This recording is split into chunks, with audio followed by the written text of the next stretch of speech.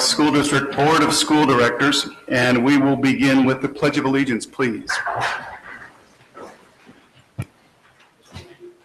I pledge allegiance to the flag of the United States of America and to the republic which stands one nation under God, indivisible, with liberty and justice for all. Thank you very much. Ms. Everly, could we have a roll call, please? Mr. Block. Mr. Block is attending back to school night at Council Rock North. Mrs. Brooks. Here. Mr. Violet. Mr. Bialik is en route. Mrs. McKessie. Ms. McKessie is attending back to school night at Council Rock North. Mr. Tate. Present. Mrs. Thomas. Here. Dr. Thorward. Dr. Thorward is away on business. Mr. Grupp. Present. And Ms. Maloney. Present. Thank you very much. Dr. Fraser, would you present the superintendent's report, please? Absolutely. Thank you, Mr. Tate. Good evening, members of the board and members of our community.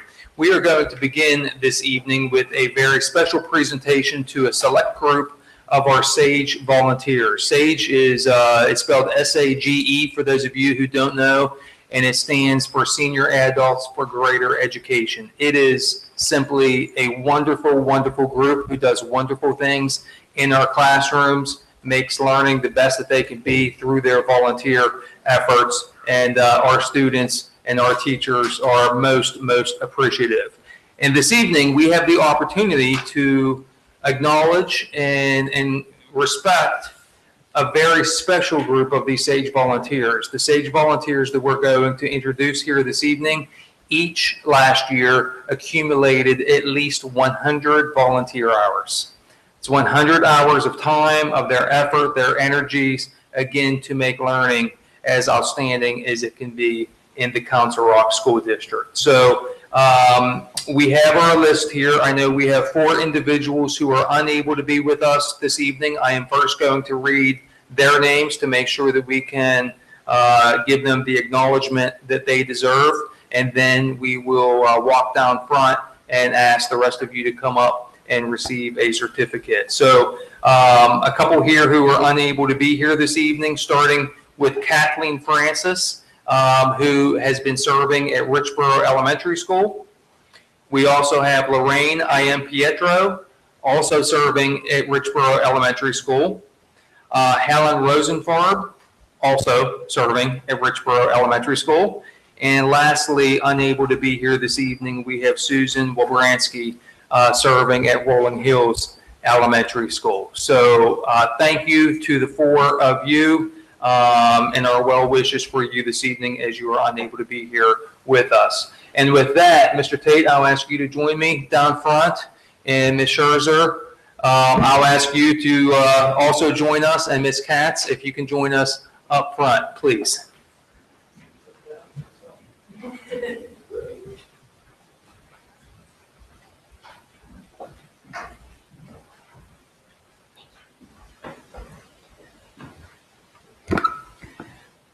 Okay, now for the individuals who we are so indebted to who are able to be here this evening. We'll call you one by one. We have a certificate for you and ask that you come up, and if you don't mind, you can remain standing up here until the entire group has joined you.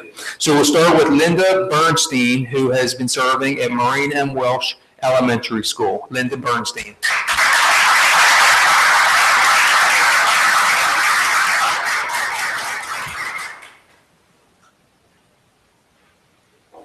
Next, we have Bernie Collin, who has been serving at Hillcrest Elementary School.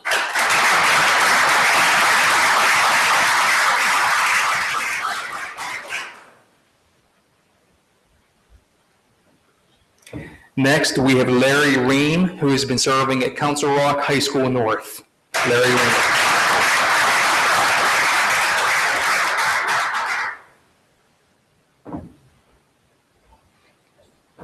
Next, we have Dave Rolowitz, who has been serving at Maureen M. Welsh Elementary School. Dave Rolowitz.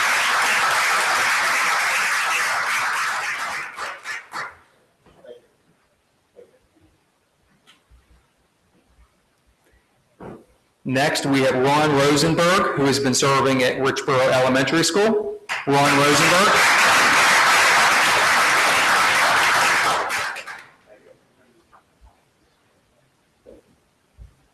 And lastly, on our list here, we have Sylvia Rosenberg, also who has been serving at Richboro Elementary School. Sylvia Rosenberg.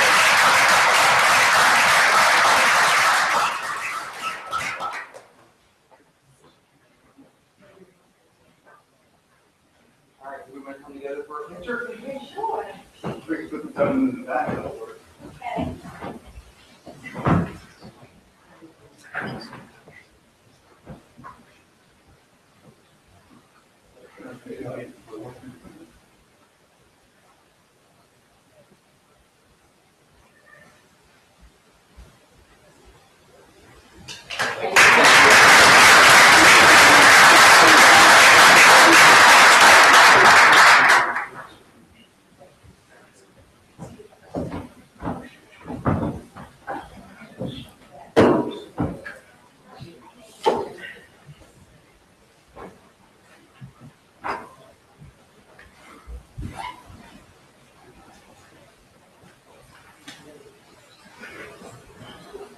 It's amazing when you think about how many people contribute to the excellence of this school district.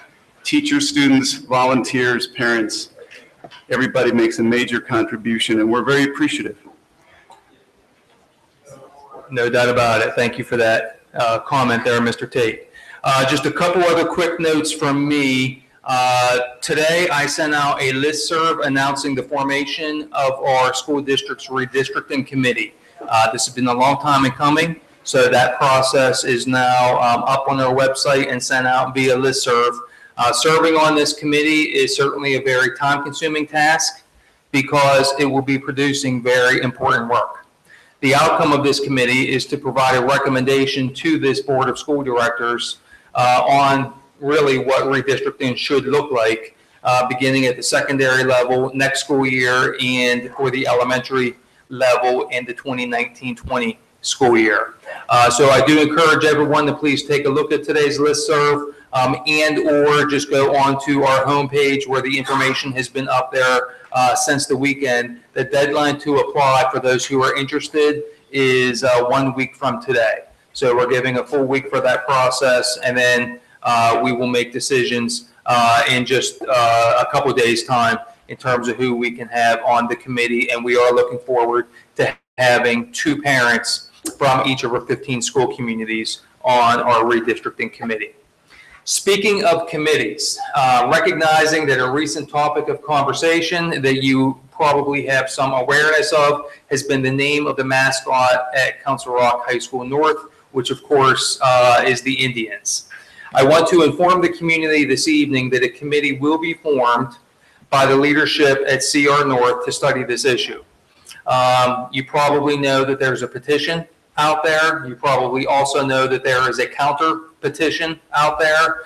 What I want to assure you of is that this committee will be engaging with our current students, with alumni, with parents, with staff, and with the community at large. So you will be heard as we go through this issue. You should expect a comprehensive process with the formation of this committee, certainly without any rushing to judgment.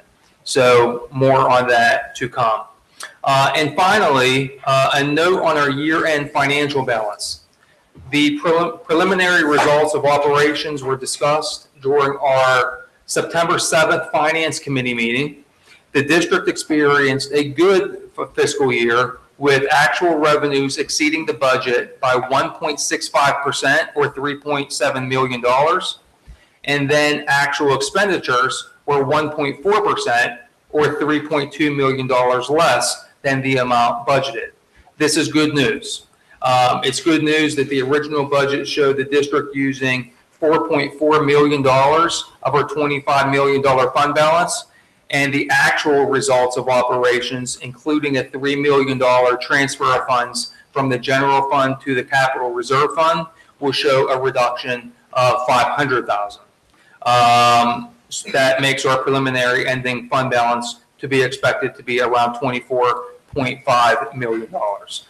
So again, that's good news that we are in an improved status relative to a couple years ago. And I do want to thank Mr. Bob Reinhardt, our business administrator, for his leadership, as well as Mrs. Wendy Thomas, our chairperson of our finance committee, for her leadership and the excellent work that has been done, again, to put us on a better path forward than we were really when I first came to the district just a short 2 years ago.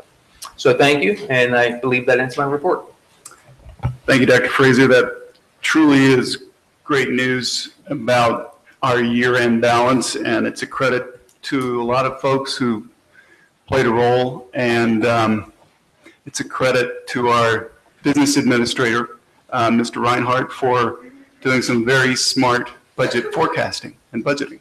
I'm just glad the economy's getting better. That helped too. Thank you.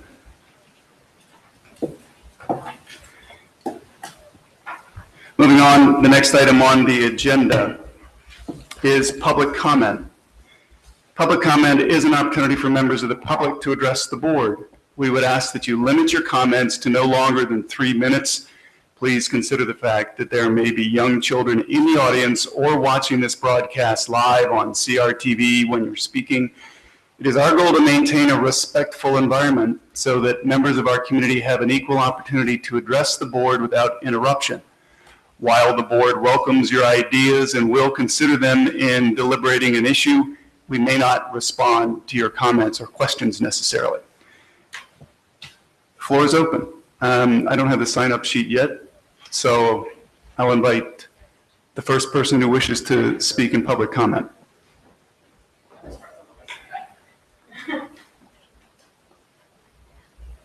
Hi, Jessica Cohen, Richboro. All right, so bear with me because I can't remember the last time I was this nervous. My family has been worrying about this discussion of grandfathering for many months now, and I wish the other board members were here tonight. Dr. Fraser, in May 2015, upon receiving your confirmation by board vote, you said, "It's students first, it's students always. I can assure everyone in this room that students will always and without fail be first and foremost, front and center in my mind and in the minds of this entire school district." A few days later, you told the Intelligencer that there is a real unmistakable sense of community here, the foundation of which is relationships, and that's what I'm all about. So I hope you don't mind that I fished for those quotes, or that I'm about to ask you and the board to please, please hold true to those words. Some of these kids have been going to school together for going on 9 years. They've sat at kiddie tables together. They've done projects together. They've done school plays together and played on teams together. And yet some of them didn't find their people until walking through the doors of Richboro Middle School. These are the students who have formed relationships and the families that have formed this community. One of my son's closest friends in 8th grade is the boy who sat directly across from him on his very first day of kindergarten. Many of you met my son at the Richboro Elementary Forum. On the outside, he seems like a confident, bright, and well-spoken kid. He seems like the kind of kid who would be resilient. What you can't see are the demons he has overcome to get to this place. You wouldn't see now how very sick he once was, or the lengths that our family has gone to in order to get him well. Nor do you see how much this stress has already caused him. My son is in a place right now, both physically and emotionally, that we never, ever thought possible. I say this to you to remind you that to assume a student is going to easily fall into place in a different high school is presumptuous. These are not numbers. These are the students whose well-being should be front and center in the minds of the school district. I recognize that transportation may be tricky for a couple of years, but if the board and administration can figure out how to turn a school that was K-6 into K-4 and back to K-6 again, and figure out how to close 2 schools in 2 years, and figure out how to build 1 school while adding classrooms to 3 other schools, surely transportation can be worked out. So I ask you to please, please, please put students first, students always, and without fail.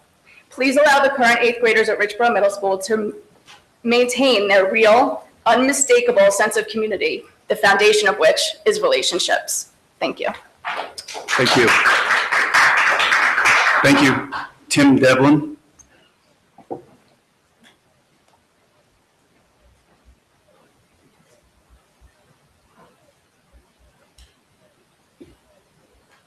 Hi, everybody. Tim Devlin, I'm in Holland. I don't necessarily have like a statement. I have more questions, so maybe it could be summed up just in one question. It's about the construction project at the middle school. So like my questions could be directed to maybe one individual as opposed to like the whole board, that may help. I'm sorry. Like as far We as don't- the procedures and what's going on there. Sure, you can put a question to the board. Okay.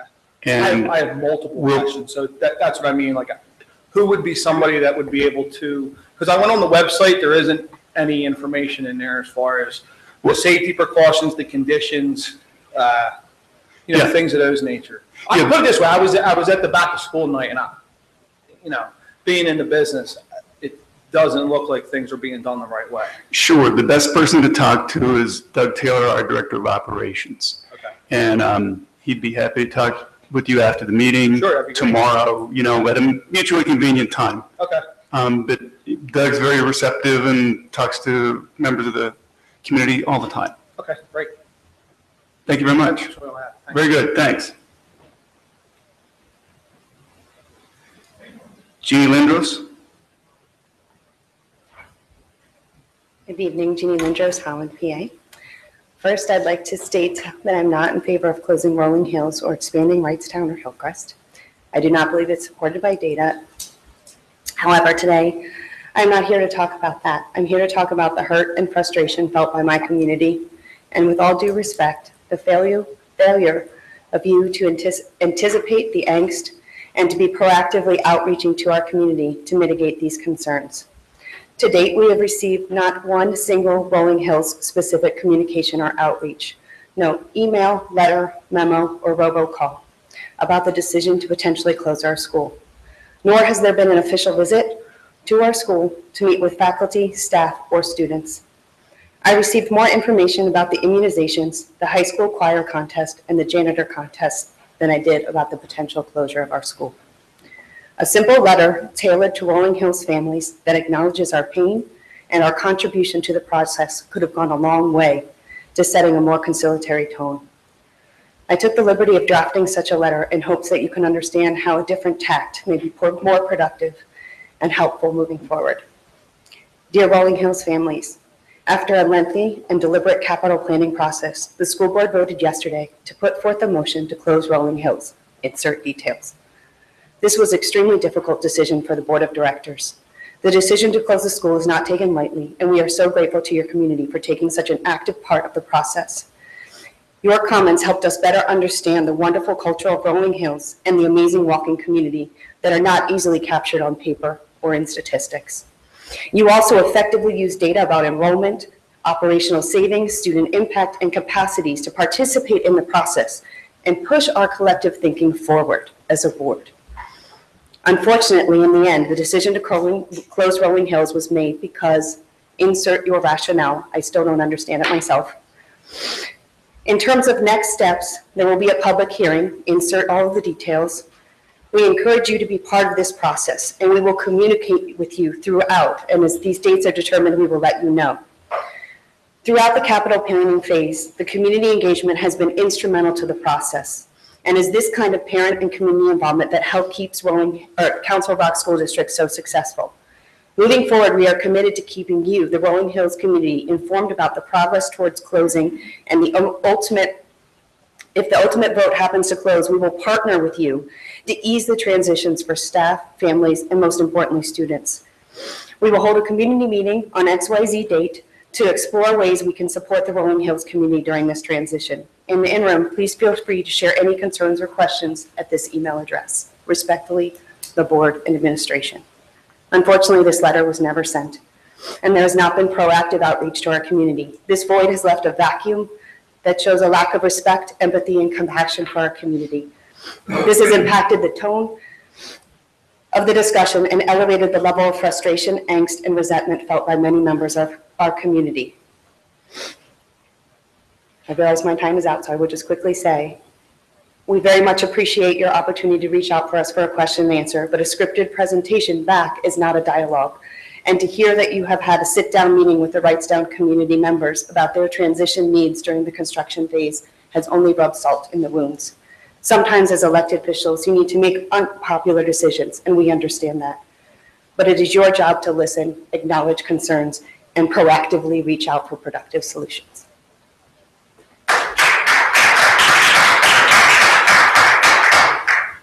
Thank you, Ms. Lindros. Albina Schweidler. Hi, Albina Schweiler, Holland. The first closing of an elementary school and the potential of totally eliminating a walking community is an unprecedented event for Council Rock. Yet, it is being treated as business as usual. There has been no attempt to reach out to the Rolling Hills community after the July 20th vote to offer support or try to ease tension and worry to the community. Actually, it was necessary for a petition to be started and signed by over 500 people asking for a Q&A session. The request was initially denied as administration felt the process was transparent and another meeting would be redundant. After this back and forth, the community was finally granted a Q&A at the public hearing.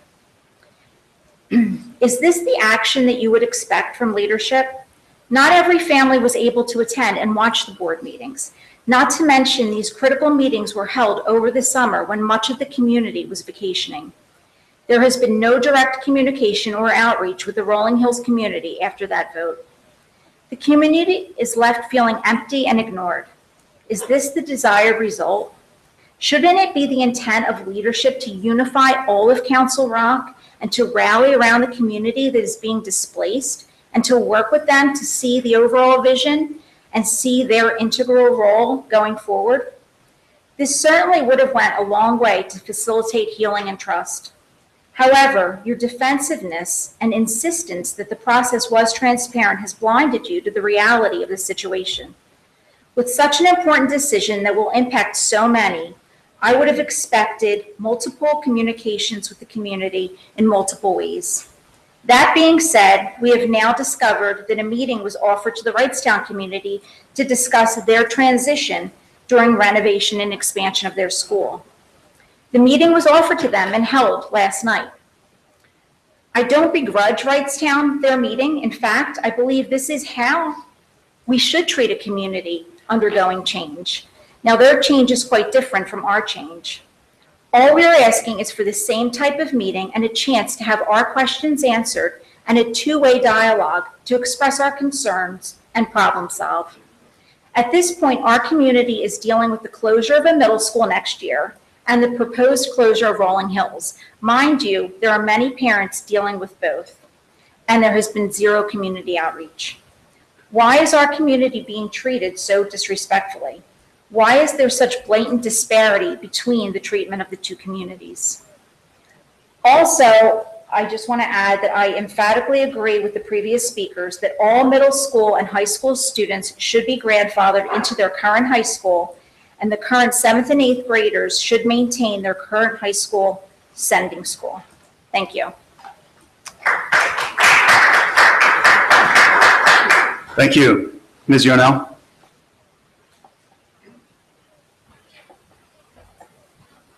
Hi, Gina Yarnell from Holland, Rolling Hills. Some of what I'm going to say you've kind of already heard, but I'm going to say it again. First, I want to thank Denise and Mark for knowing that it would have been wrong to proceed with the hearing tonight without, more school board members present, especially 3 that were voting to close Rolling Hills. I know life happens and things come up, and we are all parents first and foremost, but 2 of the 3 not present here tonight should have known that back to school night at Council Rock North was scheduled. I know I looked at the calendar back in August to put it, on there. So why the last minute change? And being that the kids are in high school, they should have experience and insight as to when these back to school nights usually run. I'm not condemning them for attending back to school night. I'm angry at them for using it as I'm sorry, Ms. Yarnell. Could we address the board collectively as opposed to singling out individual board members? Sure. Well, anyway, them not being here sent a clear message to hundreds of people who have been waiting for this meeting that it was just a formality and nothing more. The Rolling Hills and Northampton community was relatively quiet, many years ago when the whole capital planning process started. And we received flack then too because we were quiet and not speaking out and people thought we didn't care. But when we started coming to more meetings and speaking out, we prided ourselves with being respectful with our public comment and sensitive to the emotions of the Wrightstown community. We started out as one Council Rock, but that has all changed as a direct result of this terrible orchestrated process. Our community has grown tired of being dismissed and disrespected. Our comments have grown stronger as we continue to defend the facts and ourselves for not being important enough to be heard. You really should be ashamed of how this process has been handled and your treatment of our Northampton community, which I might remind you is almost 40% of the tax base for the district, the largest community paying the most collective taxes, and you continue to dismiss us. It makes me think about recent peaceful protests with women and minorities in business, showing how every day is impacted when they are not there. Imagine for a minute how the Council Rock School District would be able to afford the millions of dollars in capital planning expenditures if our community did not contribute the lion's share, 40% of the taxes collected, given to education in the district. Or if we were as bold as some residents in the north part of the district that didn't want our tax dollars being spent on the south part, and the north part, like they're saying they didn't want theirs spent in the south. There possibly could be no renovation and addition at Wrightstown or Newtown Middle School without the money from Northampton residents. Our stress level is nearing unhealthy levels for many of us, and I didn't think it could get any worse until today when I heard that administration invited Wrightstown parents to a special meeting to address, answer questions and concerns, and strategize the best options for their children during the construction. You did not put limitations on their numbers of questions or make them submit in advance. Two of them, I won't put out the board members again, but they were there last night. And I agree that it is the right thing to do for their community, but when is somebody going to stand up and do what's right for our community? We have 600 people almost that signed a petition, and you continue to dismiss us, and now you are unleashing fire and fury. Had you acted sooner, you would not be dealing with the heated emotion now in many of us. You had let this snowball, and now I don't even know where to go with how the community feels. But we cannot take this, and we will not take it anymore. If there was never a clear sign of discrimination to a community, having a meeting at Wrightstown when they never even asked for it, and we've been begging and pleading for it, is definitely a sign of discrimination. So remember the oath that each one of you took when you began your journey to become a Council Rock School Board member, to represent and care for all the children in the district. You are dismissive of the anxiety that is going on through our community. Some of you just don't really care because you're not exposed to this every day. I don't remember the last time I didn't wake up during the night if I could actually sleep, thinking maybe we should have said this or done this, or maybe have we done everything, or we leaving no stone unturned. But you can choose to ignore us all you want, but be warned, we are not ready to throw in the towel. Our parents and coalition team are an eclectic group that continues to grow in numbers. We demand equal treatment and respect. We are not going anywhere. We are Rolling Hill strong. Thank you.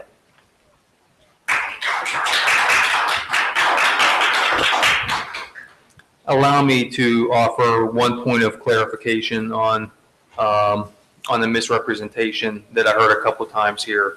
And certainly thank you to everyone who offered public comment this evening. The petition that has been out there from the Rolling Hills community has been a petition for a Q&A with the school board. Came back with a response eventually saying submit the 10 to 15 questions and there can be a response at the hearing, which of course was originally scheduled for this evening. In addition to that, the administration, the same administration who went out there to Wrightstown last night, the administration has offered to answer additional questions. That offer was put out a week or so ago. Send more than 10 to 15 questions to us. We're happy to answer those questions. So I just want to make sure that that piece is known, is told, and is clear because those are the facts as they exist. Thanks. Thank you, Dr. Fraser. We'll have a second period of public comment, as always, at the conclusion of the meeting. Moving on to items for discussion, and appropriately enough, the first item is redistricting and the issue of grandfathering. Dr. Fraser. It is appropriate enough. And certainly appreciate, once again, the comments made here this evening around this topic. You are not going to find a superintendent here, and Ms. Cohen, I appreciate the old quotes that you have pulled up. Thank you for that, who is in disagreement with you. There has been a lot of talk over the course of the past few months by individual members of the school board around grandfathering of students. Individual board members have made statements. We are on the cusp of starting this redistricting committee, and so it seems necessary and appropriate for us to formalize some of this discussion. Whether tonight resolves the conversation or just begins the conversation, I think it's productive for us to have. The first group of students that I think we need to think about are our current high school students, those students who are in 9th grade, 10th, and 11th grades. These students certainly have relationships established in the current schools, not just with peers, but very importantly with adults in those schools as well. These students, the vast majority of whom belong to clubs, activities, teams, etc., that they've made a commitment to. Important connections are there. A lot is at stake for these students. So therefore, the administrative recommendation is to indeed grandfather those students in as we go through this redistricting process. The other group of students specifically that I would point to are our current 7th grade students. Without grandfathering, then we're at the risk of some of these students attending 4 schools in 4 consecutive years. I don't think that's something that we should endeavor to do if we have a way not to do that. One school in 6th grade, the school that they're in this year in 7th grade, then they would be redistricted for 8th grade and then move on to high school for 9th grade. So it's not all caused by redistricting, but nonetheless, it would be 4 schools in 4 years. Now, we have one group of students, Richboro Middle School 7th grade students, who no matter what we do are going to be attending 4 schools in 4 years. So what grandfathering would look like for them is, at least from a cohort standpoint, a friendship standpoint, bonds, stability within the group, by allowing those students en masse to be able to go to Holland Middle School, would allow those students to at least keep those social structures and support systems in place from a peer standpoint, if nothing else. So therefore, that would seem to be an important piece, and one that administratively we certainly would recommend here this evening. So I don't intend for that or attempt for that to be an exhaustive conversation or the entirety of the conversation, but those are 2, I think, starting points that we should probably take a look at, that individual board members have spoken on in the past, although never collectively and never in unison. And the thought here this evening is for that to happen. Thank you, Dr. Fraser. I think there were numerous occasions during the public meetings of the Master Capital Planning Committee and the public hearings where various members of the board expressed support conceptually for grandfathering. I think all of us think that it certainly has its place in this process moving forward with redistricting. So do I have comments from other board members? Very good. Yes, thank you. I just would like to say thank you. Thank you for having this discussion now, given all the stress and anxiety in the community, since this has been skirted around in many conversations in the past, to be able to have a public discussion so that it is very clear and no confusion where we stand on this, and to hear that it is the administration's recommendation to support this is fantastic news. I wholeheartedly 100% think that we should make this commitment to these students, and at least for 50% of our students, they will know where they're going to be attending school for the foreseeable future. And I think that is a tremendous, wonderful thing. Ms. Thomas. I spoke about this back in June. I'm sure I'm not the first person that ever did it, but yeah, I thought it should have been said a long time ago. So I don't really know what I can add. I was pretty little bit adamant about it at that point. So People weren't there. I was pretty clear about it then.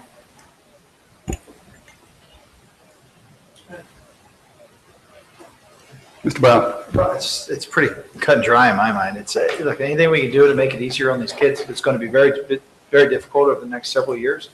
It may mean that maybe things are a little tight at Holland Middle School. I don't know what it's going to look like with the redistricting plan, but this, as we always say, or we always try to keep perspective, this is about the kids. And this is a difficult time in the community, as we've heard. It's a difficult time in the administration and the board as well. Obviously, not as difficult for the community as it is for the community. But I think you're spot on. So it's absolutely the right thing to do. I'm glad you brought it out. Thank you. Mr. Grow? No, and Wendy, I remember looking across at Wendy, I think it was Mrs. Cohen's son spoke to it at a meeting, and I looked at him, and I think it was your son. I addressed that and said, specifically at that point, from the high school perspective, and I got no disagreement from anyone on the board, that it would be ludicrous to have a child start in ninth grade and then have to change high school. So absolutely, that's been here, that we give it a, more than just a tacit, nobody disagreed is a good thing. So I just want to make sure that I understand, because so the children who are in 7th and 8th grade will move, as that unit. And if they move to Holland, from there, will all those children then move to South? Is that the plan, that any child who would move to Holland will then progressively move to South directly? Or would that possibly be a break at that time that some who had gone to Holland would go to North and others to South? I think it's a great question. I think the question around current 8th graders needs to be discussed. I did not mention that group specifically. So in my mind, if you're already in a high school, you absolutely unequivocally stay in that high school. That piece is easy. So moving from 7th grade to 8th grade then, those students are already either in a school, if that's Newtown or Holland, or they're with a peer group in the case of Richboro, that's moved them en masse over to Holland for the 2018-19 school year. And then when it's time for 9th grade to come, that's a natural transition point. At that point, that's when redistricting would kick in for those students. So if you have any students who would be slated to go from the south to the north or from the north to the south, then from 8th grade to 9th grade, that's when that would kick in. So if we're talking about this year's 7th grade students, that would be for the 2019-20 school year. Okay, and that's what I was trying to understand. So before I wanted to agree, I wanted to have a better understanding of what we're talking about. I think it's always important to know what we're discussing before we agree to it. So I'm just trying to understand, because some children may have been aligned in their experiences. Sorry? Some children may have been aligned in their expectations to go one way. I read today, we are blessed and cursed at the same time. We have one Fred Ballard. We have one NASA program, which is run at one school, not the other. Some children may have, as they went through 5th and 6th grade, looking to aspire to that, and then potentially that won't be at their school. So I'm just I'm not arguing one way or the other for it. I think it's something which,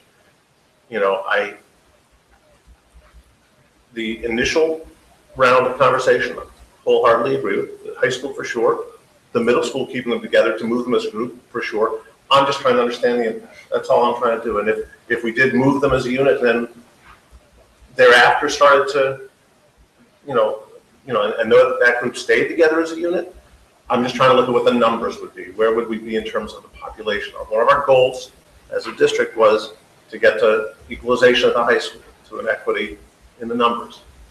How far off would that push the numbers? Would it keep them? Would it improve? That's what it's a model. I'm just trying to understand. So to summarize, because I got a little long-winded, which is I agree with the concept, I agree with moving together, and I'm just trying to understand what that means to those kids who've moved to one middle school and then potentially might be split away, because they would be moving. What do we have? It'll be 500 kids at that school. How many of those kids in a grade would move separately to join the other kids at the other school? From a 9th grade, they'd move in as a 9th grade subgroup. What would that number look like? 50 would be 100. That's what I'm trying to understand. Right, and we won't know until we go through the redistricting process. And there are different ways of doing this, right? I mean, this is one way of doing it. Another way of doing it is to grandfather the whole way down to 7th grade and allow those students to stay in that feeder pattern. That's another way of doing it. So there's no right or wrong. I mean, this is why it's an item for discussion here this evening. Obviously, what you don't get by rebalancing or by redistricting at some point is you don't get that rebalance piece As fast, yeah. as fast, right? And we really want to be in a cycle where we're redistricting every 7 to 8 years or so. So by the time we're ready to redistrict, we're sort of just getting to that point of being better balanced. Sooner or later, though, things have to, push comes to shove, and it comes down to what's worth it and what's not worth it to us. I think the overcrowding, quote unquote overcrowding, is more of an issue at the middle level than it is at the high school level, personally. So just because we built those two schools to be even, whereas right now we already have more students at South. So certainly if the direction that we want to go is in the spirit of your first question, does this mean that once they're grandfathered in, that they stay in that feeder pattern the whole way through? Is that something that we can do? The answer is yes, it is something that we can do. What you lose is the sense of balance. And that's for me, I'm sorry, Marcus. And so that's really, so to summarize, I give it a way of referencing it.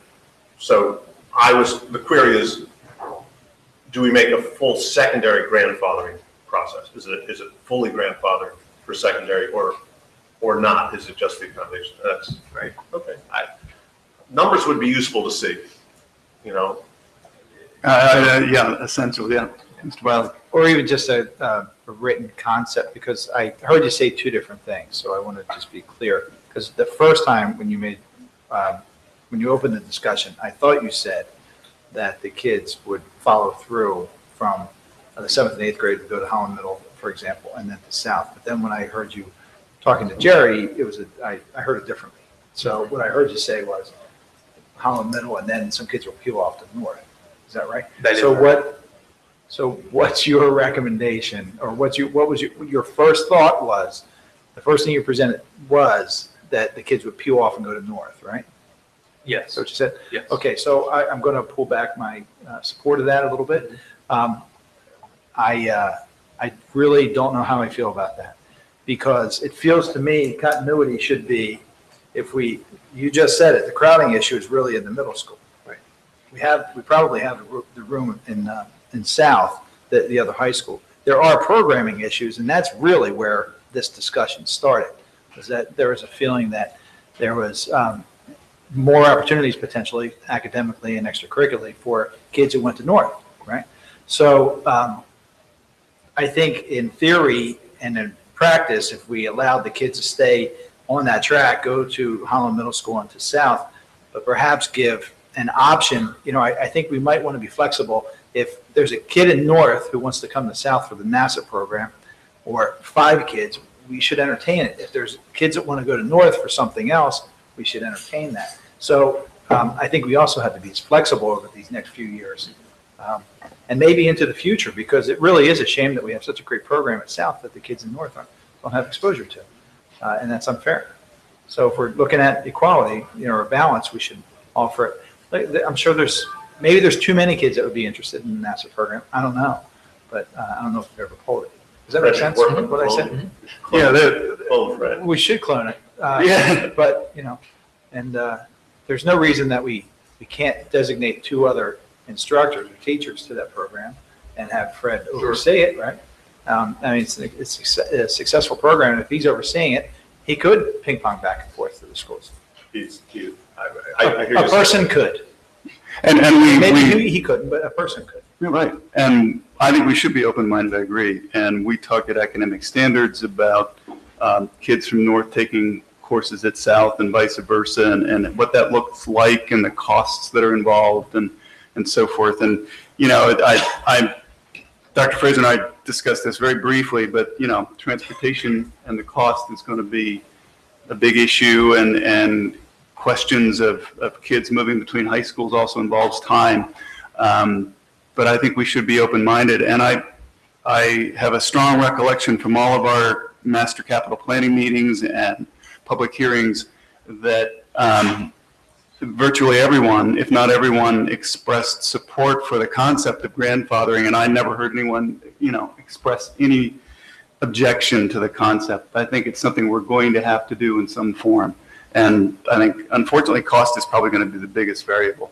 And it's too soon to talk about cost, but thank you for putting discussing the issue, Dr. Fraser. Yes, Ms. Brooks. Well, actually, I want to just defer to Kathleen because she hasn't had a chance to talk, and I can go after if you have something to say. Well, I just want to make sure that I'm grasping this. So a current 7th grader in Richboro Middle they will all go to Holland for middle school, and they'll be together. But the 6th graders in Richboro Elementary will go to Newtown Middle. No? If they happen to fall into the area that might be redistricted to another school, yes. Well, some would, some wouldn't. I think you need to thinking put of the the years space- around it, that's all, Kathleen. I was confused because I think we need to know what years we're talking about, because I think we're getting a little confused about what's happening when in some of these conversations. So I might have misunderstood you, I'm sorry. So, the current 6th graders, next year 6th graders, what year are we moving? Like, that's why I'm back to, Sure. my personal opinion, it's great to get a philosophy sense from the board. The board wants to see the options where the kids can stay with their peers. Right. We need details. We need to see, I shouldn't say it, I need to see it a year, graduation year maybe. Yes. How they go through, because I'm getting confused, and that I didn't mean to shake my head when you were talking, because I thought you were just going to chime in like you understood. No, I thought I understood it, then I was like, I think I have the wrong year in my head, so I just think it gets confusing unless we can see it mapped out, that's all. And I think sorry, that's, I didn't mean I to think interrupt that's you. great. And I think if what we can walk away from here this evening and what the community can hear this evening is that, yes, we do want to grandfather. Yes, we're at least going to grandfather all of current high school students and at least going to grandfather that 7th grade class, current 7th grade class for next year in 8th grade. We know that we have other questions out there. We know that Ms. Cohen has asked about what about current 8th grade students. So we know that we have those questions out there. If the 5 of you feel strongly right now, or the 6 of you feel strongly right now about 8th grade and we want to hammer that out, we can do that. Otherwise, I think we know that we want to have a degree of grandfathering, and we can come back with the details. Okay, I just want to make it clear that what I would like to see happen is a full 7th through 12th grade grandfathering. So I just want to go back to the data on the conceptual redistricting. So understand that if we have agreed to move the entire 7th grade of Richboro Middle School to Holland, which is fabulous, right? We move that whole grade to Holland. And then when they are 8th graders, we're talking about what the communities would look like to feed to North. You have to understand that based on the conceptual redistricting, which I acknowledge is conceptual, but it can't be too far off from the truth because we're balancing the district through 5 classrooms at Wrightstown. So it's not like we can bring 500 kids unless we do something significantly more major than what that conceptual redistricting talked about. So let's just talk about the conceptual redistricting. If we use that, and it's largely that, what we're talking about is the number of kids that would, in that 8th grade, that combined Richboro Middle, Holland Middle in 8th grade, that would fall into the sending area that we would ultimately send to North is probably 50 kids or less in a single grade. And so it's one thing to move a portion of an elementary school where it actually might be as a percentage sizable. But we would be talking in that 8th grade class of moving, not at a class of 900, like 50 kids someplace else, where the entire Newtown Middle School is moving to North. That just does not seem reasonable to me. I think it would, And in terms of the cost, it's such a small number of students to continue their transportation is very nominal in the grand scheme of what we're talking about. I think that if we look at this, we can clearly conceptualize the impact it would have on a supremely small number of students when our high schools are not faced with the same balancing challenges as our middle school. I think that we should firmly wrap our heads around the potential of grandfathering fully the current 7th through, well, 12th, but they're graduating, 7th through 11th grade on their paths. Let them, let them move to Holland and move to South. That is what I would like to see. What? You're right, Denise, and this is why back when Holland Middle School, the Hickeys were pushing for getting that middle school realigned so that those kids wouldn't be broken up as a small little group again. That was their problem, with Richboro Middle School, the way it was split, and that's why it was redone. For purposes of clarity, you can double check my numbers, 6th grade, 7th grade. We're gonna get confused because every year these people move. So what I understand, I think I hear this from Mark, and I think I hear this from Denise, and this was kind of what my point was when we opened it. We're really speaking of our current 7th graders are the class of 2023. Gotta check my math on that. That's what I think we're talking about. So if that's the class, because if we keep using what year they're in now, every year we will confuse ourselves. So let's try and choose a nomenclature that will stay with us a little bit. So I believe, anybody, you got a graduate? Anybody have a graduating kid in the 7th grade? What's your 8th grader? What's your 8th grader's graduation year? 2022. Yeah. Okay, so it's 2020, thank you. So we're talking, if we do this the whole thing, it includes what Denise and Mark and I had started with, we're talking about the class of 2023. Just so we have the nomenclature consistent, because next year we can still talk about them as the same group, okay? So I think I'm okay with that. I think, well, the name I'm perfectly fine, but I think I'm okay with that thought of keeping them together. But thereafter, starting with the class of 2024, which are current 6th graders, they're going to go where they're going to go, which was, I think, to help identify the problem of what are we calling these people. The 2024 class is going to go to their elementary feeders, where their elementary feeds.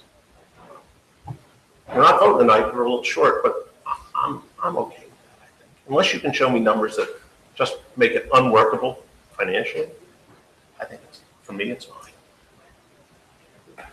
Kathleen? Okay.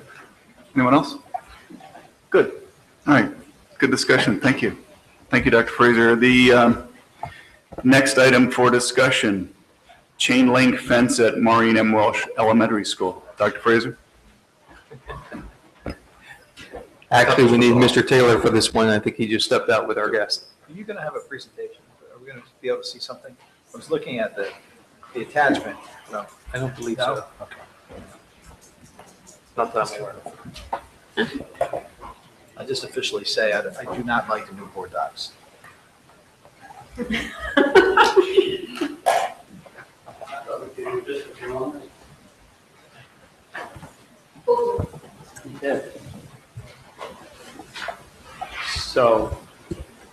So we are on to the conversation of the chain link fence. Okay, I at Maureen M. apologize. Welsh. Okay, can I ask a question before you start? Is there I know you sent an email, but is there an attachment on board docs that I don't see for this? Okay.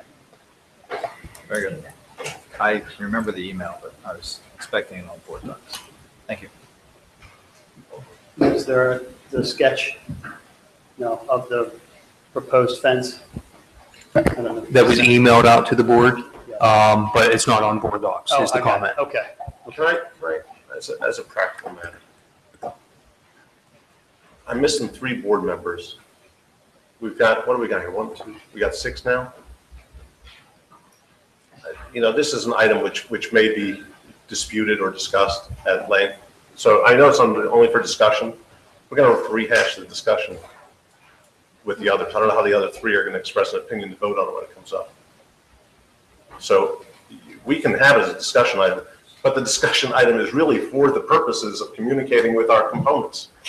and to not have them here to make a decision about it is, how's that discussion, how's that going to happen? Just table it. Do it. That's what I'm. Yeah, is there any time factor here that's critical as far as tabling it? No, not necessarily. We had a meeting this morning with some of our colleagues from the township, and relative to what was presented at the facilities committee meeting a couple weeks ago, we talked this morning about taking this project in a different direction. So that's what Doug was prepared to speak to this evening and have some board feedback around.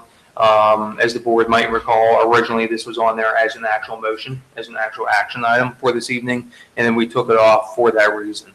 But I don't see any harm in tabling it for the time being. Can we just take one moment, just because now you're okay table?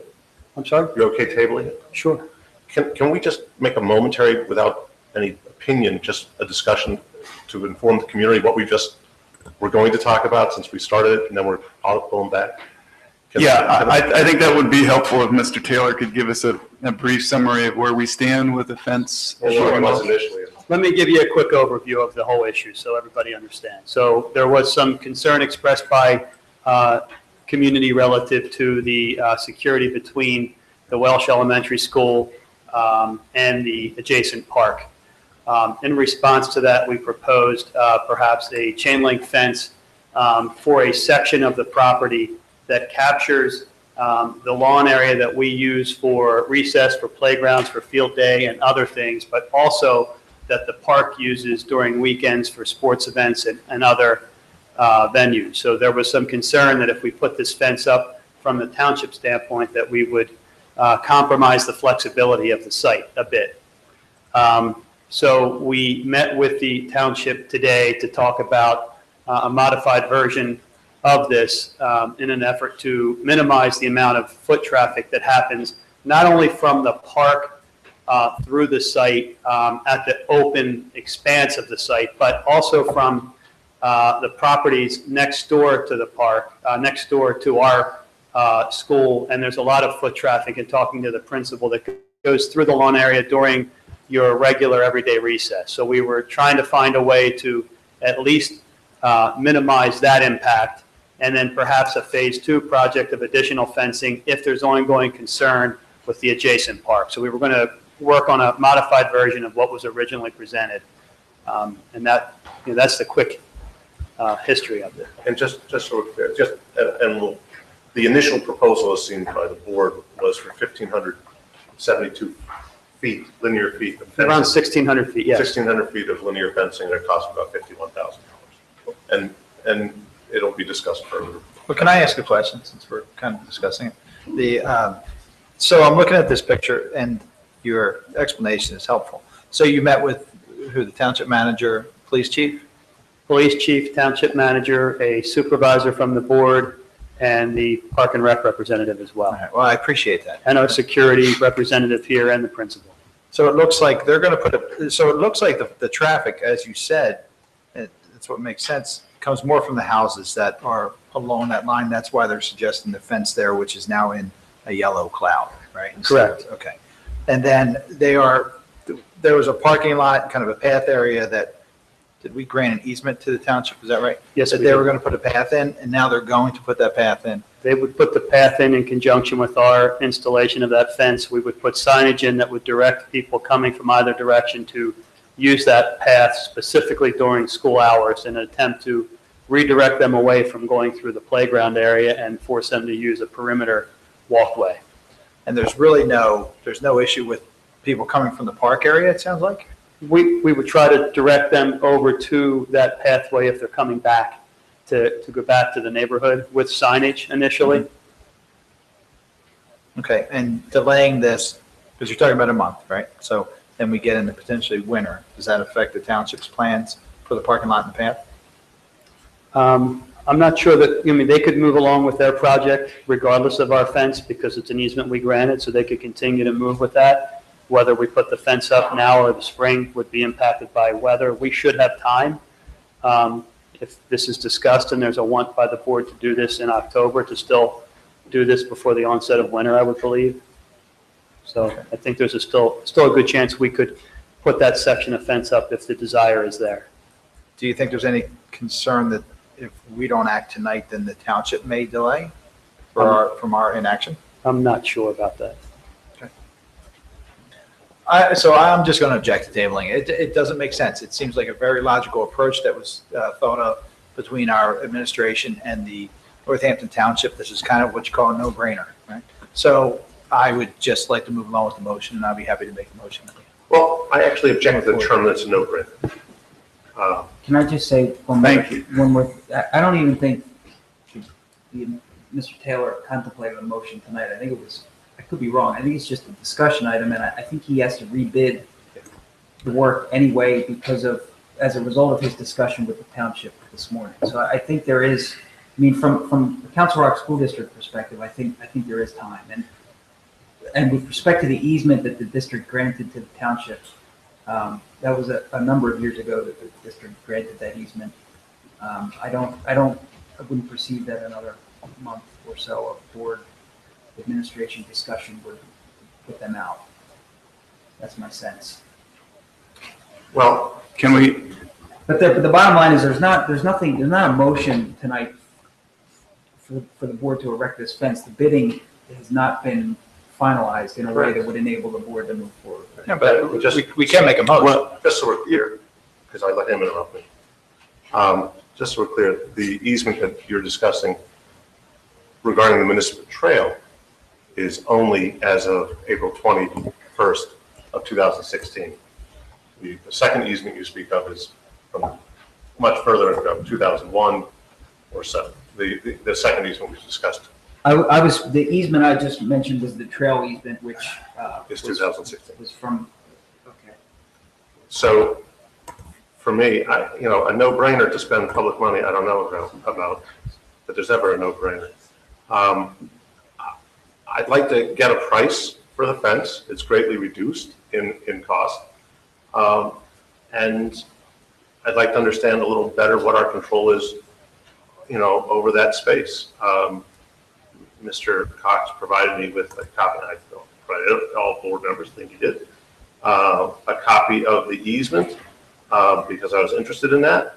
And I was also interested in the easement regarding the property in the park. Just to be clear, at one point, I'll take a little bit of time to think about these things. At one point, the township had recommended placement of a fence in a way that would have eliminated our own access to our property, which the township spent in excess of $250,000 to level as claim against our building a larger gym. So I want to take a moment to look at it and understand it. The memo from Mr. Taylor this afternoon, well, from Mr. Taylor, I don't know, what time did you send the memo this morning? 12:54, 1 o'clock. So I would prefer not to make a motion and wait for his input and wait for the members more. All right. Mr. Bialik. Well, since since no one knows what my motion was going to be. I was going to say, do you wish to make a motion? I'll withdraw my motion. I was just trying to get something done here because we're going into a very busy time, redistricting and continuing with the capital planning. But I'll withdraw any motion that I could have potentially put together to move Doug forward with this. My opinion was you had two capable, knowledgeable administrative staff out there taking their time today. If they came up with agreement, far be it from me. If it's, of course, affordable, and it seemed like this was a direction that the board wanted to go into in any way, it's less than what we had talked about before. But look, we can wait. We don't have anything else to do, right? Just so we're clear. I think, Mr. Pilot, hold on. Easement. Mr. Grubb, hold on. Mrs. Thomas has the floor. I didn't see any memo today, so I will tell the board once again, I don't get email on the day of a board meeting. So I don't know what you're referring to or the less expense, but when this is looked at, I'd like to know if the township is going to pay for it. So that's my question. You let work get in the way? Okay. Yes. Mr. Grubb. The easement, when we gave a similar easement at Newtown to allow them to access Veterans Park, we had included the right for us to close that easement at a time of our choosing. I would like to inquire of the township, before we go ahead and create the fence, would they give us the permission to close that easement at a time of our choosing so that they would not be able to use it? That would be a very inexpensive solution that simply says, we post signage that says, this property is not available for public use while school is in session. It's a $15 sign. Thank you. Anyone else? Okay, we'll move on then. Thank you, Mr. Taylor. Committee reports. We have rearranged the agenda to put committee reports up front rather than at the end. And I think that we'll give an opportunity for the public to hear a little bit more about the activities of our committees.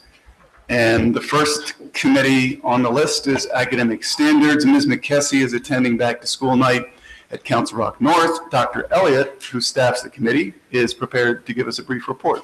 Thank you. Thank you, Mr. Tate. So the Academic Standards Committee met last Thursday, September 14th, and we had two topics of discussion. First was an overview of the high school courses for this year, those that are not running, the courses that we shuttle students to and from north and south, and also our combined courses where we combine a couple different courses together to enable students to still take the course they wanted to. Teachers do that work to combine that curriculum together. The second topic of discussion was our Links update. Links is our community service program, and Susan McCarthy, who is principal at North, also oversees our Links program. She's done a wonderful job of updating the website and getting things more consistent across both high schools, and reported that we presently have over 300 businesses that are part of our database of opportunities for community service for our students. And to date, our current high school students have accumulated over 100,000 hours of Links hours of community service. So it's a really great program, and we were happy to have that update. Our next meeting is October the 5th, and at that time, our topics of discussion will be two new course proposals that are being proposed for the high school, and we will also have a discussion about two topics that were brought to my attention last year as my first year here in the district. One is looking at levels of English in 9th grade, and the other is a discussion of world language, in particular looking at adding non-honors level 5 world language. So that will be two topics of discussion. Thank Wonderful. you. Thank you, Dr. Elliott. Facilities Committee is next on the list. Dr. Thorwart is out of town on business, so Mr. Taylor, our Director of Operations, will give us a brief report. Please, sir. Sure. So we met on September 7th. We provided an update on the energy performance for the district. We had an update on the facilities improvement projects, the new Newtown Middle School project, which is moving along very well. Holland Middle School additions and renovations project, which is actually slightly ahead of schedule. Also touched on the Hillcrest Elementary School 10 classroom addition, provided an update on the schematic design, the land development process, and just general discussions relative to it. Wrightstown Elementary School additions and renovations project was also discussed, the same topics, the schematic design, land development schedule, and general discussion items, including the potential use of Richboro Middle School as a temporary elementary school, which we talked about briefly earlier tonight. Capital improvements project update, talked about the summer projects. They all winded down. Everything was finished on time and thankfully under budget at the end of the day. We had a couple board consent agenda items which are on the agenda this evening. Security cameras for Newtown Middle School, some no-cost change orders for an extension of time, the fencing, which we just discussed briefly, and some supplies for air filters for HVAC equipment. And lastly, we talked about the custodial request for proposal update, which I plan to bring back to the board at the November meeting for discussion and recommendation at that time. The next meeting for us is a joint facilities financing meeting with Bob Reinhardt and his team on October 12th. I'll present the capital improvement plan for next year and a 5-year update as well, and talk about the 2018 summer projects. Thank you, Mr. Taylor. Finance Committee is chaired by Ms. Thomas. Yes. Mr. Reinhardt, you'll chime in if I missed anything. We spent some significant time going over the results of operations, which were better than expected. So that was good, although we still, I believe, used about $500,000 of fund balance. And if we are going to fund summer projects for next year, we still need to decide where we're going to take that money from. But considering we expected to use several $1 million of fund balance, $500,000 is not so bad. We talked about healthcare and prescription stop loss, and I believe decided to leave that where it is. So I don't think there's a motion because we're staying status quo, but we did look at some different numbers for that. We did have a discussion about Cruises Stadium usage fees going to fund turf or the replacement of turf in the future. This is really an accounting discussion of where we're going to account for the money, not how we're going to actually use it. We didn't vote on that, but we are going to accrue it into a single fund so that we know how much money we have there. At some point, we'll probably have to replace turf or put a second turf in. Lots of discussions could be had around that, but we'll have the money identified should we choose to look at it that way. The final item was around stadium sponsorship signage. We have a couple people interested in putting signs, and we thankfully asked Mr. Reinhardt to do that because, of course, that's not really his primary job, and did discuss perhaps talking to Dr. Frazier about maybe part of the communications person's job, but asking you to please look at that, and could somebody have it as a small piece of their job? Because it's really, Bob ended up doing it because someone wants to give us money, which is all good, of course. So, Mr. Barlick and I did meet on that already. Oh, I'm sorry. And we are going to do a proposal from the board in the next few months. I have already contacted the 3 organizations that are interested, and one of them already gotten back to me, so we're moving forward. So my bad memory, Mark did step up and ask, volunteer to help Bob work on that. But I do think long term, weren't you the one that suggested it, I think, that somebody have it assigned as part of their role, so, nobody on the board can step up or whatever.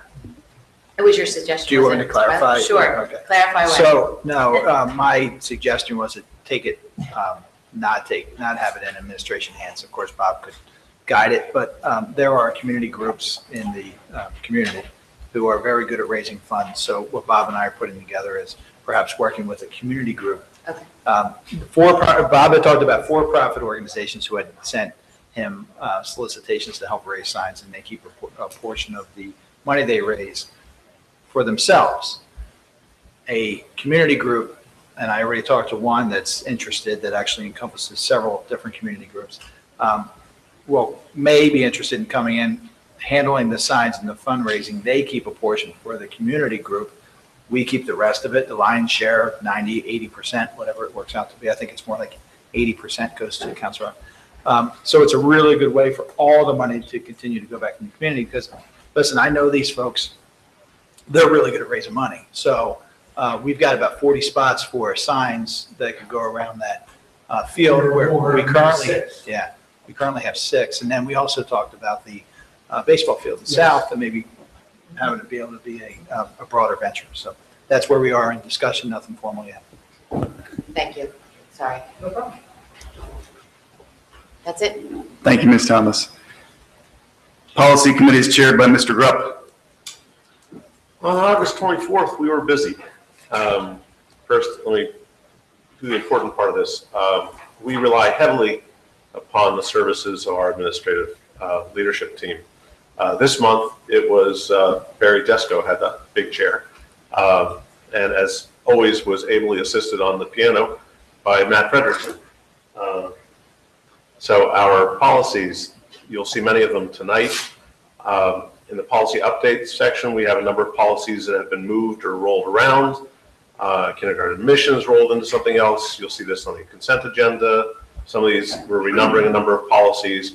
One is out for PSBA legal review in 216.1. I don't remember which policy it is, but we've moved a bunch of them around. The ones we are moving or reassigning numbers are in the consent agenda.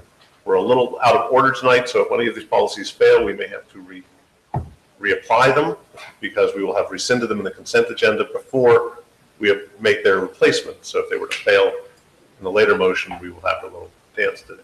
The following policies were determined to be moved forward. You'll see them tonight, many of them. The admission of beginners, we did make a modification there, removing some commentary around first grade, around first grade. How we handle foreign exchange students, attendance, assignment within the district, withdrawal from school, graduation requirements, student discipline, weapons, terroristic threats and acts, drugs and controlled substances, and dress and grooming are all on our agenda to be accepted this evening. We have 3 policies that were deferred. Kindergarten admission has been deferred. The eligibility of non-resident students was deferred to a future date, and the changes are being contemplated regarding seniors are being reviewed by the solicitor and student expression. The one 202, the eligibility of non-residents, we have had a standard practice in this school district for some time, which is a fair practice regarding our treatment of seniors if their families are to move.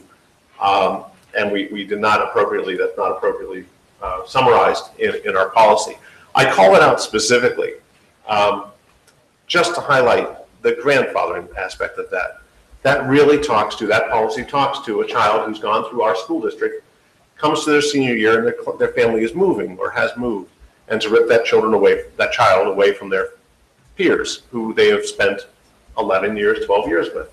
And that's the same philosophy. So I want to make this point that the discussion about grandfathering that Dr. Fraser brought before us tonight is not something that we don't consider in many of our actions. We looked at it thematically a month ago when we were talking about our seniors. So I want to just give that out for continuity. Our next meeting for the policy committee will be on September 28th, just a week from Thursday in this building. Thank you, Mr. Grupp. Next on the list, Ad hoc Master Capital Planning Committee. Mr. Block is attending back to school night at Council Rock North, and this committee is on hiatus until the completion of redistricting. Middle Bucks Institute of Technology. Mr. Byler. Would you like to take this, Kathy? No. Okay. I did text you, but, okay. It was a light agenda. We talked about we had a nice presentation on the first days of school and some slideshow, and it's always exciting to see. The director, Kathy Strauss, did a superb presentation on the goals and objectives for this school year. And then we also went through a handful of policies, and I won't bore you with the details, but it's very similar. We get recommendations from the I'm blanking on the initials. PSBA. PSBA, thank you. We get recommendations from the PSBA. There were a lot of changes, but we handled it well. And then we went through elections of PSBA officers. So we were fortunate to have Mark Miller from Centennial School on our board, and he gave a presentation about the different members that he knows. And that was it. Thank you, Mr. Biley. Yes, ma'am. May I add one? Please do. And just for the parents out there and children, Mrs. Strauss runs an amazing school up there at Middle Bucks Institute of Technology. I went for a tour, maybe the second day, I think it was the second day of classes. The school was so calm and relaxed. Everybody was happy to be there. The teachers were happy, the students were happy, and not that honeymoon period that you get the first month of school. I'm not talking about that kind of happy. It was the personal investment of every person in that building just blew me away, and I didn't want to leave. It was just the word's escaping me right now. Ethereal, I think, is the word I want to use. But if your child is interested in any trade, building trade, and they have many, you really owe it to yourself to check it out. But thank you, Mrs. Strauss. Thank you. And our next meeting is October 9th at 5:30 PM. Thank you. Thank you both. Bucks County Intermediate Unit 22, Ms. Brooks. The Bucks County IU meets on the third Tuesday of the month, which is today. So I will eagerly await reading the minutes of tonight's meeting. They're still there, but so I will report on anything that was missed tonight as well as next month's in October. Thank you, Ms. Brooks. Council Rock Education Foundation Liaison is Mr. Bilick. Thank you. I have a list of activities here that was presented to me. So here's what we have coming up for the 2017-18 school year. On Monday, September 25th, Raising Great Kids speaker series on cyberbullying, film and discussion, and unfortunately I don't have the location. Yes, I do.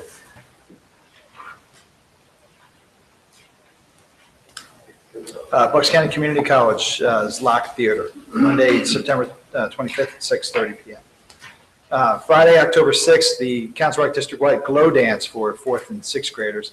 I heard about that at a PTO meeting. Sounds exciting. Wednesday, October 11th, Community Partner of the Year, 2017, Barbara Simmons and Lou Spivak. Did I say that right? Okay. Yes. Wednesday, October 18th, Raising Great Kids Speaker Series, Crazy Stressed. I don't have that. Yes, I do. It's going to be at the Council Rock South Auditorium at 7 p.m. And then in October, we have the fall annual fund letter to the Council Rock community. So that's when we send letters out asking for money. So pay attention to that one. And then I'll save the rest of it for the next meeting because now we're going into November. Great. Thank you, Mr. Bilick. You're welcome. Moving ahead to the consent agenda. I'm going to ask Ms. Mulholland, would you read the motion for the consent agenda, please? You'll have to flip ahead in this heavy agenda to page 10, yeah. Thank you. I move to approve the consent agenda, items A through P, as contained in the attachments to this agenda, subject to audit. Second. Thank you, Ms. Brooks. Questions, comments? Within the policy section, I'm going to request the amendment of the motion to remove what is listed here as item 239, tape recording classroom instruction. That wasn't the one it was supposed to be. It was supposed to be another policy. Mr. Grubb, I saw that, but 239 is listed as foreign exchange. Yeah, and that's why I'm saying, so I'm removing it because it's listed here as 239, but the policy that's attached to it when you read it is tape recording, so that the board to vote on it would be voting on something they hadn't read in this agenda, so I need to remove it. Because the board hasn't had an opportunity to read it in the distributed agenda. So I'll remove it and come back to it. So we are, for the purposes of this discussion, taking out policy 239, not for approval, not because there's a problem. It's a mechanical problem in terms of the movement of the document. And which item is that? 239, this would be in C? Agenda B, approval of In B. policies. All right. Do we need an amended motion, Mr. Cox? Ms. Just accept that I'm removing Mulholland, are you 239. agreeable to amending Yes. your motion? And Ms. Brooks, are you? Yes, I am. Okay. The amended motion. Any more comments or questions? Are there any objections? Wait a minute, just wait, I'm looking for my notes. All right. We're a patient group. I know, aren't we?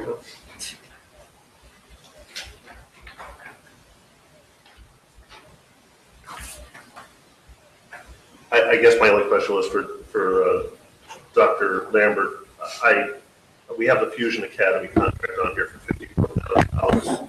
Can you help me know what that is? I'm probably recall seeing that one. It says a single special ed student. It is a single special ed student, and it's based on a settlement agreement that the board approved last meeting. That's fine. I thought we approved it last time. That's why I was. Last time was the agreement, this is the contract with the school itself. Fine. All right, with that, I'm good. Thank you. Good. Any more comments, questions? Any objections? Hearing none, Ms. Heatherly, would you record this as being unanimously approved? Moving on to items for board approval. Item A, Ms. Thomas, would you read the motion, please? I move to approve the Power School License Product and Services Agreement as contained in the attachment. Second.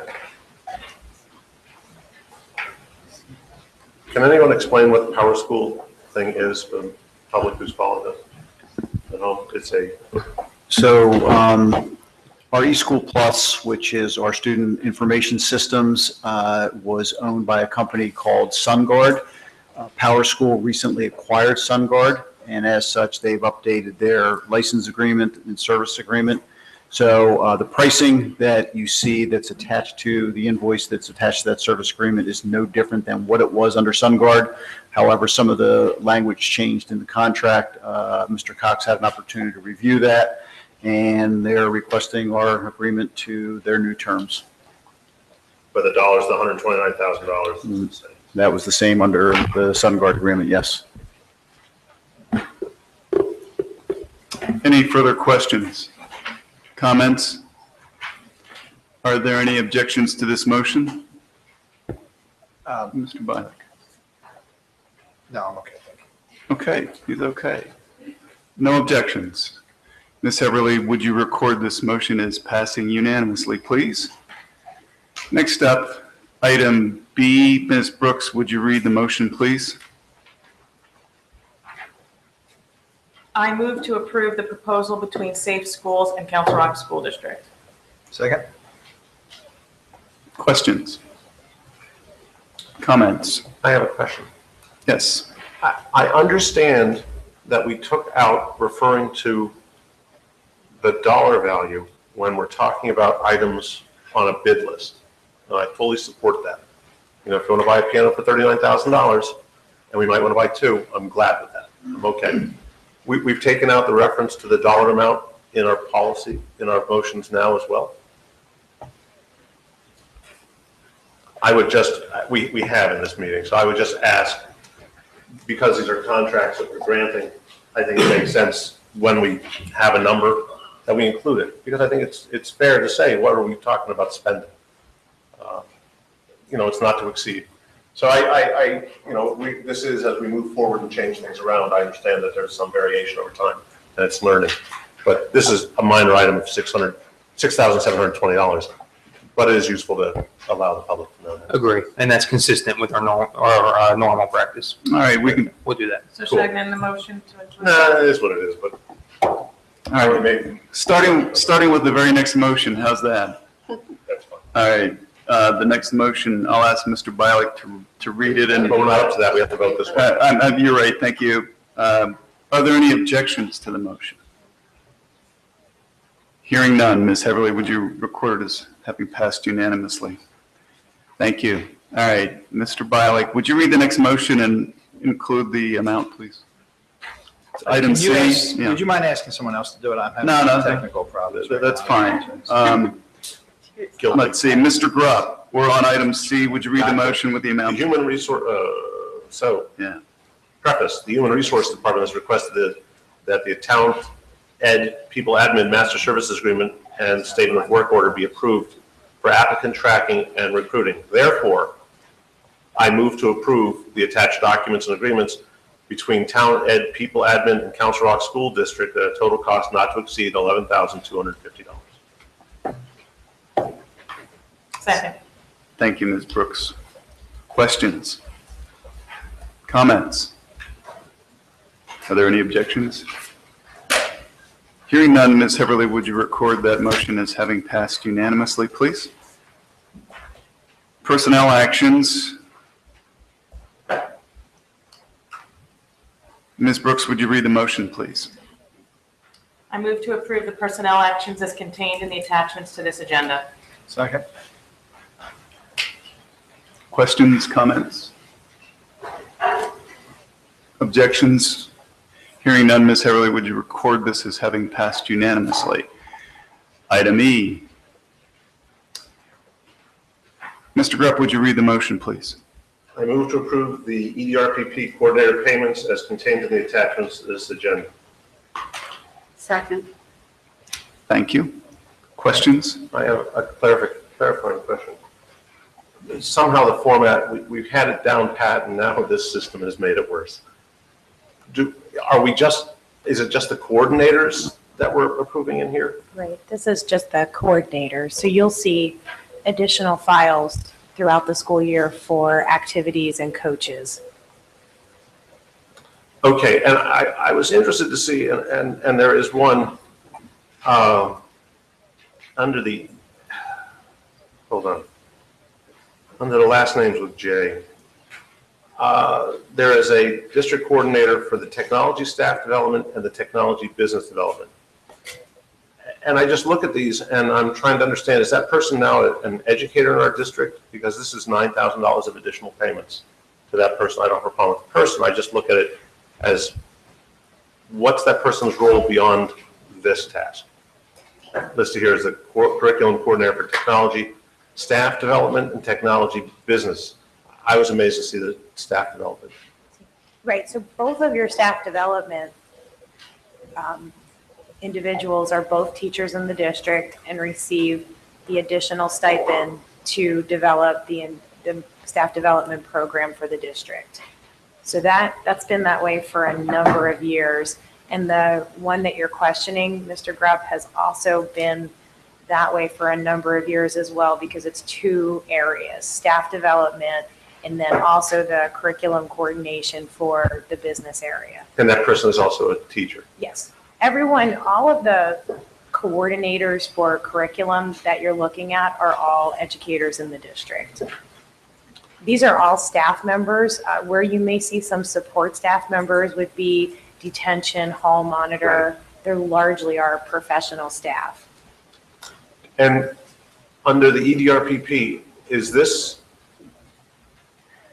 budget that we see there, it says total amount. Is that inclusive? That is not inclusive of FICA and our contribution. Is this money counted towards pension? This is the.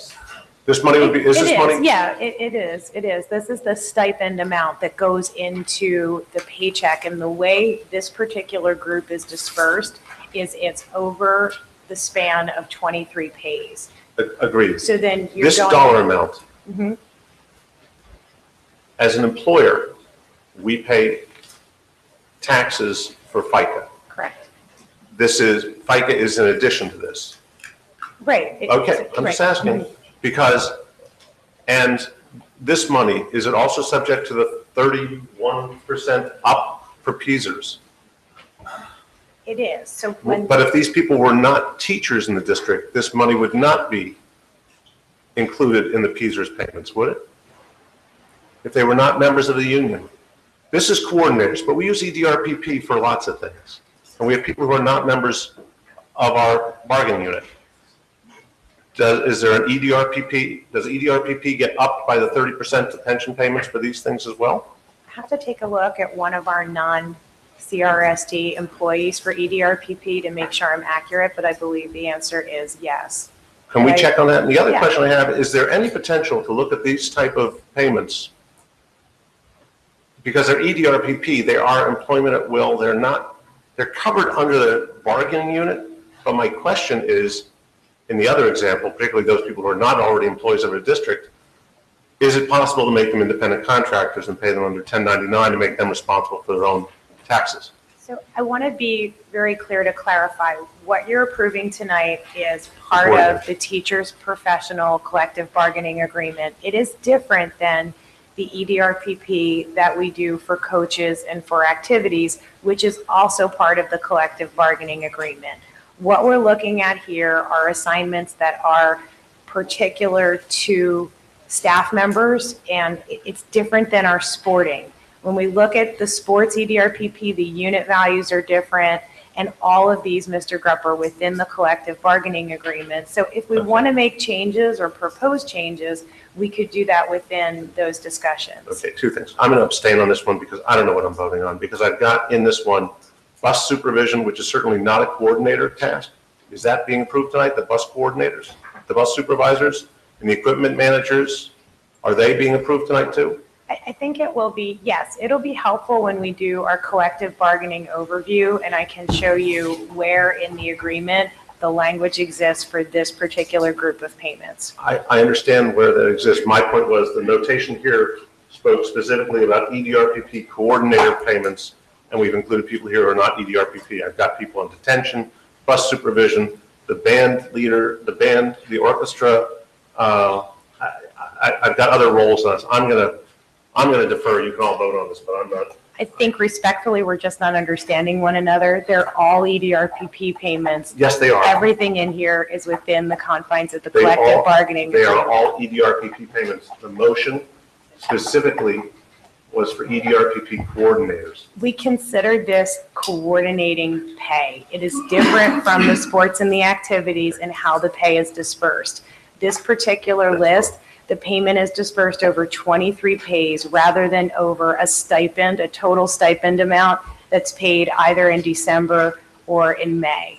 All right. They've been presented this way for a long time because of how the payment is dispersed. Okay, I don't know that it was presented this way because it used to be presented by building. I'm So going to it's- do that again. It's just a different, Okay, that's fine. different The other item. thing was, just so you're clear, when we come to EDRPP in the future, we spoke of this before. I'll be interested to see, I just want to put it up here because we're talking EDRPP. I'm gonna abstain on this because I don't have the full view on what EDRPP is in this image that we have tonight. I don't know. This is coordinators. I'm trying to understand the full breadth of EDRPP, both our program, these are coordinators, so named, but there are other tasks in here, and our sporting people and the other tasks. And I'll leave it here. I'll plant the seed now. We spoke before about the value of the Hutch, the NASA programs. That person, as far as I know, is doing those things not with EDRPP pay and puts in an incredible number of hours. I would be more than happy to have a discussion about EDRPP. Again, when we do our contract overview, that's a great time to do it, and I'm sure that we can have more clarity. These are considered coordinator pays under the EDRPP umbrella. I understand. Okay, let's, you're going to abstain. I appreciate that. Is there other comment or question on this motion? All right, Ms. Everly, could we have a roll call, please? Mr. Barlick, Yes. Mr. Tate, Yes. Mrs. Thomas, Yes. Mr. Grubb, I'll abstain. Mrs. Mahone, Yes. Mrs. Brooks. Yes. Thank you. We're on to item F. Ms. Thomas, would you read the motion for item F? Sure. The Human Resources Department requests the attached personnel actions addendum are approved as, I'm sorry, I'm reading the bottom part. Okay. I move to approve the personnel actions addendum as contained in the attachments to this agenda. Second. Questions? Comments? Are there any objections? Hearing none, Ms. Heverly, would you record this motion as passing unanimously, and we'll move on to reports. And we have the solicitor's report. Mr. Cox, would you please?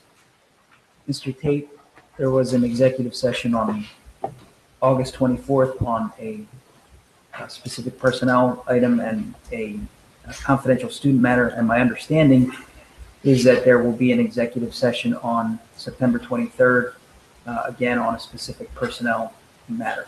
That's all I have. Correct. Thank you very much, Mr. Cox. Board items, beginning with old business. Does anyone have old business, Mr. Gropp? It's old only by about an hour and a half. Dr. Fraser, you spoke about a mascot committee at North, and I wanted to have a clearer definition of what the charter is on that, and to be very clear to give my thoughts on that before, so you can either agree or disagree. I am interested to know, or I am concerned, if the discussion of that committee is to decide whether or not we should retire the existing mascot, or is it to propose an alternate mascot? And they are different. And the reason they are different is if you come to propose an alternate mascot, it begins to play that as, oh, it's better than the old, and then we're retiring the old because the new one is better, but not that there was a problem with the old. Or is the mission of this committee to determine, is the mascot as it's currently engendered appropriate or inappropriate and merit of changing? I want to be very careful because we can become very engaged and enamored a lot of people of a new mascot name or a new direction, which replaces something which the committee hasn't opined to the district. Is there a problem with it? And I am respectful of that there were two different petitions in the public, each with passion and reasons provided. And I'm interested to hear what the position of the district is going back before it comes up and says, we want to be the XYZs. Because that would make the foregone conclusion that the other one was a problem. So, good question. The charter of this committee is really to look at the appropriateness of the current mascot. And that's sort of the end of that story. Yeah, and thus then make a recommendation to the administration and to the board of school directors. Depending upon which you'll possibly charter a new committee for, if that warrants it. Potentially, as appropriate. Terrific, thank you. I just have a clarifying question on that. please. Wasn't the original petition to allow the students to vote on the change of the mascot? Am I understanding that right? I'm not sure I know the answer to that off the top of my head.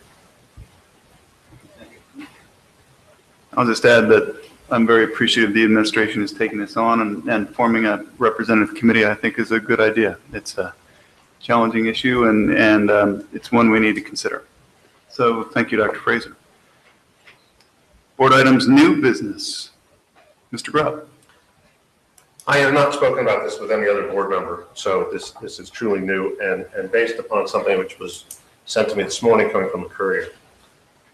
I am saddened for a board member in a neighboring district, specifically the president of the Pennsbury School District, and I speak of this because it's published in the paper, and I know it is an item that she sees as her duty to have as a topic of public discussion. The president of the Pennsbury School District in the past few days has lost her son in an opioid-related incident. It's a tragedy. This is actually her second child that she has lost. I don't know the nature of the first, but she has now lost two children. Pennsbury has decided that this is a significant problem in their community, significant enough that they are going to invest money towards counseling and I don't want to say outreach, but I guess it is outreach to truly try and get ahead of this thing.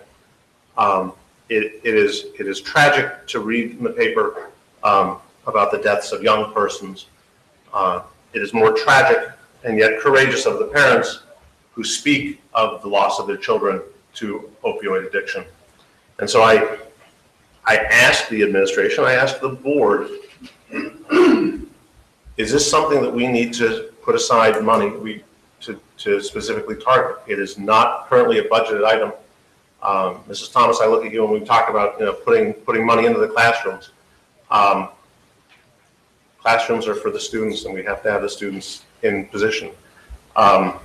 My compatriots on the board, one of whom I often disagree with, Dr. Foster, and Mr. Violet, who I disagree with less, but still occasionally, had both come out to champion having our DA come to speak to us about opioid addiction.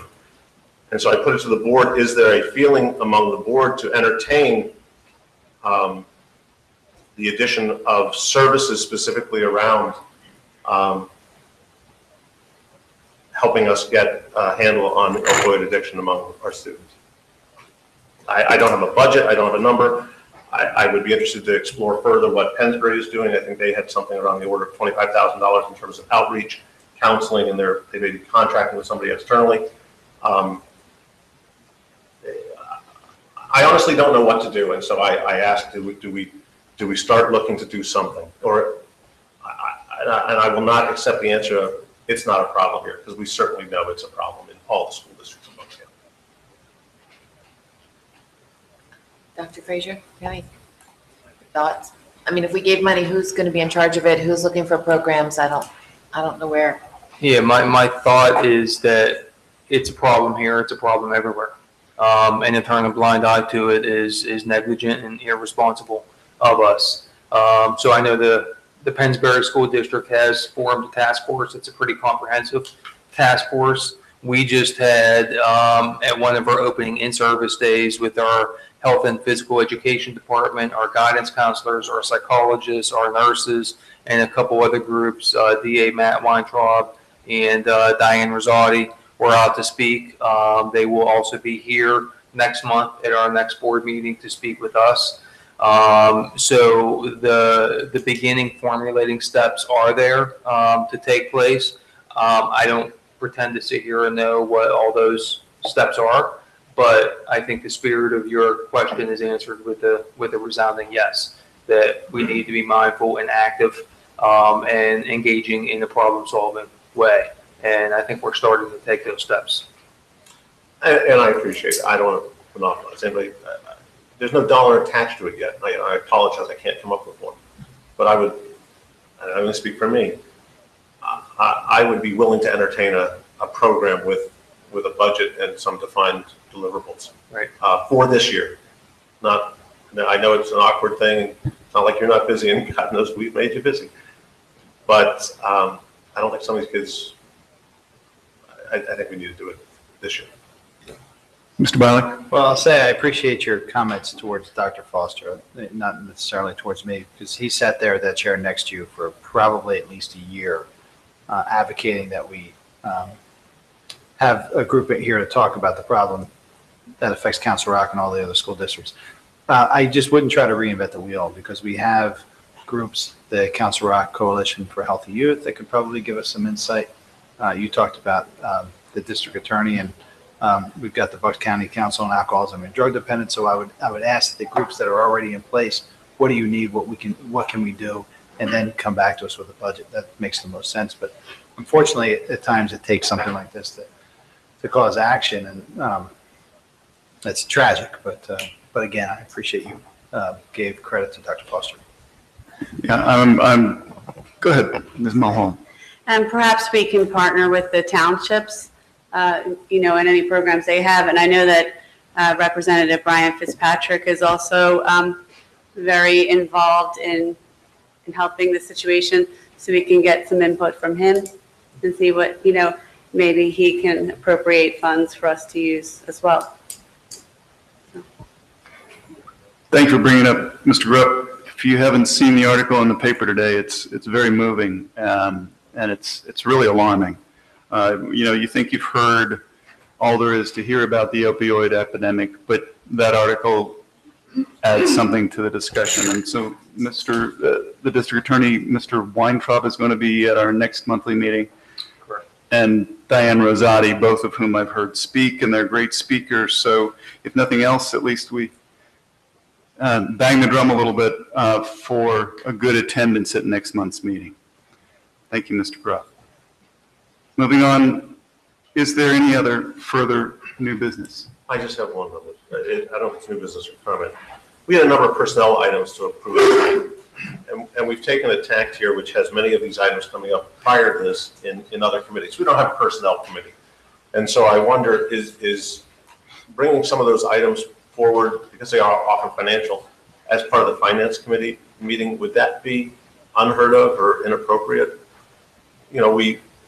We're buying contracts to do, the employee search, the other things. If people agree that the principle of having those meetings is escalating it, despite my speech, then would it make sense to? I would ask the chair of the finance committee. Personnel items. I don't mind adding things to the finance purview, but I'm going to state my complaint of having back-to-back meetings and already having enough to cover. So if you give me my own night, then I'll take on more responsibilities. There you have it. Well, there you go. That's why we asked. You got your ask in. Thank you very much. Is there any other new business? Okay, thank you. That was productive. We'll move on to our second session of public comment. I won't read the preamble. Please limit your comments, though, to 3 minutes if you would, and the floor is open for public comment. Hi, my name's Colleen Zarnowski. I live in Holland, Pennsylvania. I have 3 kids in the school district, one in elementary at Rolling Hills, one in high school at South. But I'm here tonight to talk on behalf of my 7th grader at Richboro Middle School. I enjoyed a lot of the comments that were made tonight. I appreciate the comments about grandfathering, including the support of moving the 7th grade at Richboro Middle School together to Holland and then to South together. I know there was just some discussion about that, and a comment was made that moving a small number of kids to North wouldn't make much sense. It would be a small amount of children from that grade going into a large pot. And I just ask for that conversation to continue as decisions are being made. Excuse me, I didn't even think I was nervous till I came up here. But I do fully support keeping those kids together as a grade. It's hard transition years. They're already forming new friendships that they didn't have in just these first few weeks of school in middle school. They'll continue hopefully next year if they're able to all stay together and into high school. So thank you for continuing that conversation. Thank you.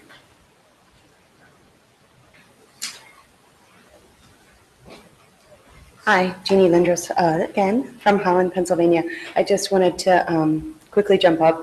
I'm one of the families that is duly impacted by the closure of Richboro Middle School and Rolling Hills, and not knowing tonight was going to have the discussion about grandfathering. I just wanted to say that I did submit comments yesterday, and thank you to those board members who have responded. But I wanted to publicly thank you for having this discussion tonight about grandfathering and trying to ease our concerns. And I wanted to reiterate what Colleen said, that I am supportive of a secondary redistricting phase that would move all of the 7th graders once, or the current 7th grade middle schoolers once, and then they would continue in that feeder pattern. Thank you.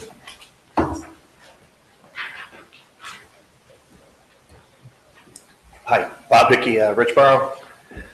I too appreciate the fact that you're going to make some kind of attempt to keep the current 7th graders at Richboro Middle School to go to Holland and then to South.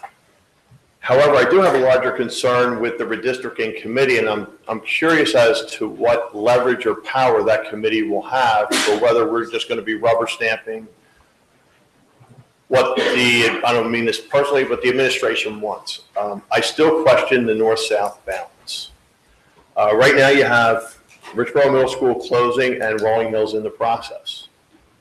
When you go to this redistricting committee, we keep on talking about a balance from north and south. The balance is going to have to go from the south to the north. And once again, you're going to be affecting the same small group of people. And it may even possibly be the same group of people who are sitting here that are representing Rolling Hills. I've spoken to many of the Rolling Hills parents, and they have said to me that they would rather see Rolling Hills close as long as their kids are guaranteed to go to Holland and then to South. So then the only other option is to take the people from the northern end of the Richboro Elementary School, which are the same people that were affected when North and South were built, or when South was built. We went on this concept of schools have to be equal, and that was 15 years ago. And for 9 of those years, it was pure hell for the kids from Richboro. Didn't matter what grade they were in.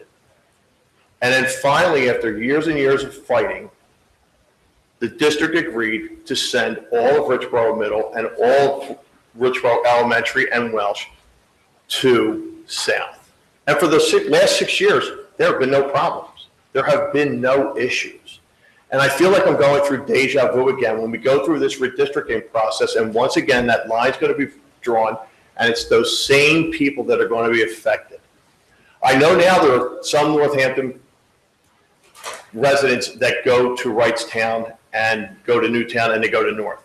And I thought maybe that, you know, if they started in first grade with them, maybe it's okay. So I specifically went to one of the parents who was involved in this all those years ago, who had a 3rd child. And they started at Wrightstown, and then they went to Newtown, and then they went to North. And I asked her, how was it? Was it a lot better this time for your 3rd child as opposed to your first 2 who struggled? And her answer was no, absolutely not. She struggled just as much. And this was a student who was an honor student. She played in 2 sports, a person who you thought would be well-adjusted. And I'm just afraid that you're affecting the same group of people, and it's so small just for the fact that we have to even out the populations. I think the premise is incorrect. And I think the majority of people do think it's incorrect. The people from Wrightstown and the people from Holland, they're not affected, they're not going to care. And I'm not sure where this is going to go, but if that redistricting committee comes back and says, look, I recommend that we don't send kids from south to north or north to south, I just hopefully then would respectfully ask that the administration accept that decision and then go with it. Otherwise, I don't know what to do. If they happen, I would like to at least see those kids have choice. I keep on hearing that the schools are overcrowded, but Dr. Fraser, as you said, South's doing fine right now. It's not bad. I went to the academic standards committee meeting the other night, and there's as many classes at South that aren't offered as there are at North. So it's not like there's classes that aren't being offered because of the imbalance in the population. I understand that Holland may have a problem, but then again, some of these board members had nothing to do with it. For some reason, we decided to make these 2 middle schools the exact same size. It was a mistake, and it's, admit the mistake and have them go through Holland and then to South as they do now. Otherwise, I think we're just going to be revisiting the problems that we had all those years ago. Thanks. Thank you, Mr. Hickey. Is there any further public comment? None? Okay. Thank you all. Is there any board comment? Yeah, go ahead. I may have missed it, but I just wanted to welcome Susan O'Brady. We acknowledged that? I don't know if we did. If I did, I missed it. So I just, as your first meeting, it's a pretty good end time. Don't necessarily get used to it. But welcome. Thank you, Ms. Brooks. Mr. Rupp. Yeah, there were comments made at the beginning about the scheduling of the hearing for the 19th. And that people had looked at their calendar way far ahead and they knew that that would be. The 19th, this meeting, first of all, it's on an unusual day for us, and I appreciate the administration's recognition of Rosh Hashanah and moving this to Tuesday. The other thing I wanted to mention to the public, and I believe that most of the public knows, is the decision to attempt to have the hearing this evening was to correct an administrative error in terms of when we had the notice out for the 12th. And so to maintain some semblance of the sequencing, it was moved to the 19th quickly. So where board members might have already accepted that they might be late or miss part of this meeting, certainly adding it as a hearing make it more important. And while, so I hear the criticism that the board members knew a long time before this would be back to school night at North. At the same time, they did know that this became a hearing night was a much more recent add. I'm not apologizing for them. I just think we need to look at it. It's not like we planned it to be a hearing night 16 weeks in advance and we all need calendars. It was an attempt to correct another administrative error with regard to lead time. So I appreciate that the administration will reschedule it at a time hopefully more convenient to a large segment of the community and most board members. Thank you, Mr. Rupp. Mr. Byler. Yeah, I'm going to apologize ahead of time. I don't mean to make this meeting longer, but I have a couple questions. So I've been thinking a lot about our public comment. It's always been confusing to me to sit here as a board member and listen to the public and we don't respond.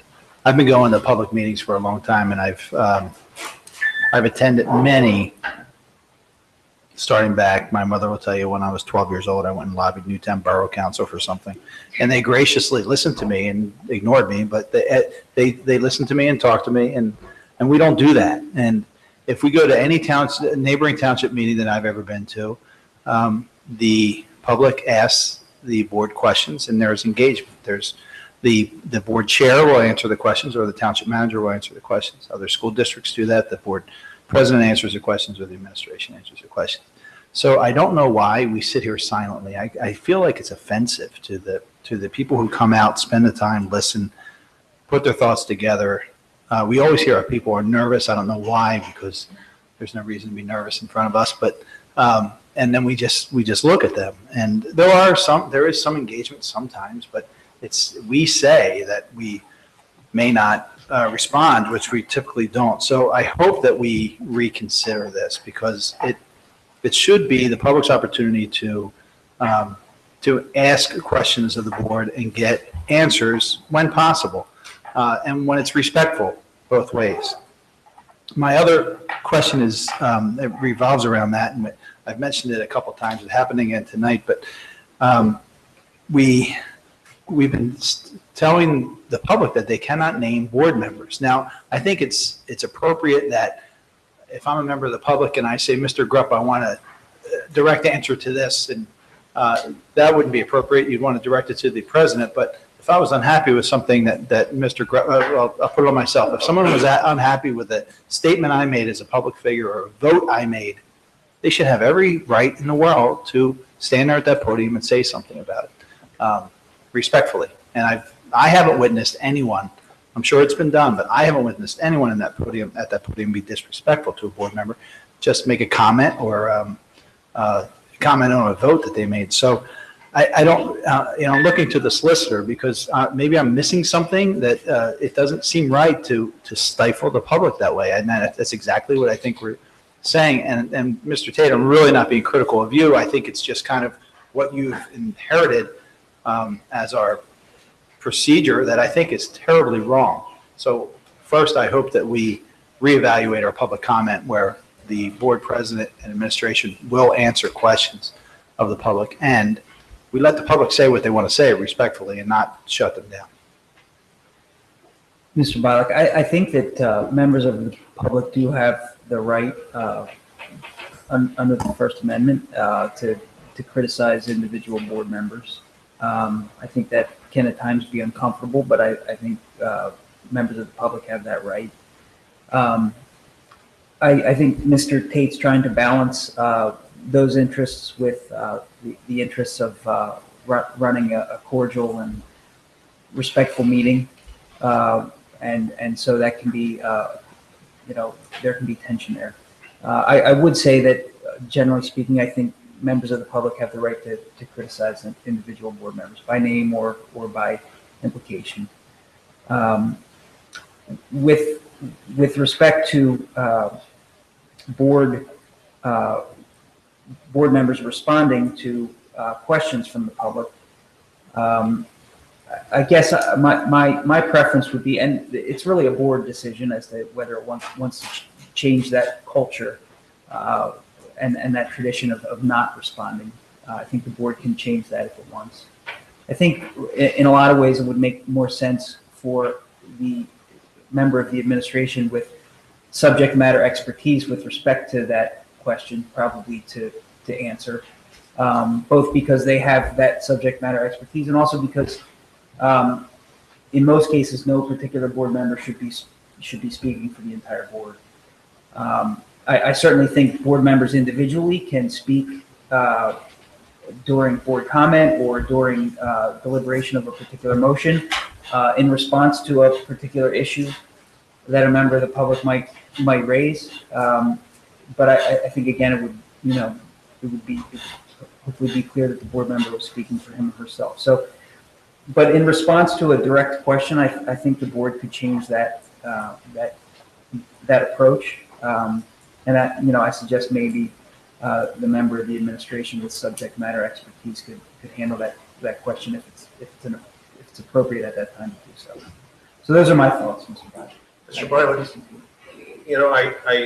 I agree with Mr. Cox. I also point out to you, having served on this board at different times, when those rules weren't necessarily the same, it invites debate from the well, and to Mr. Cox's point, statement of opinion by a board member, how do you allow one board member to state their opinion and refrain or restrict others from doing it? And so, then you get into debate intra-board, not only debate to the public. And that's why this fell apart.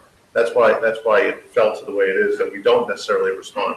There are times that we do respond, particularly to correct points of fact.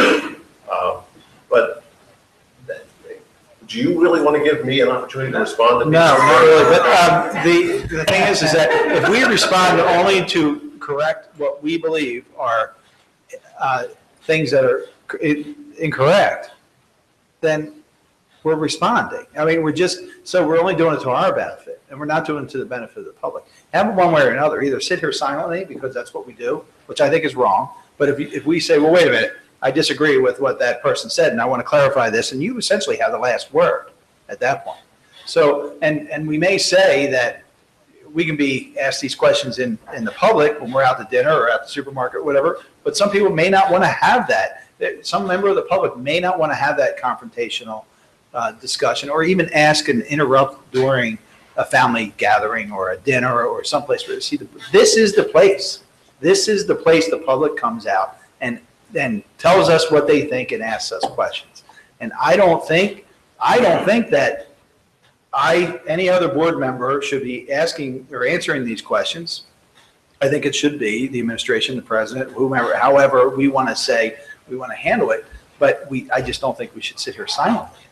I think also more to the point is that we say that we may not respond to comments or questions, but in essence, it becomes we will never respond to comments or questions.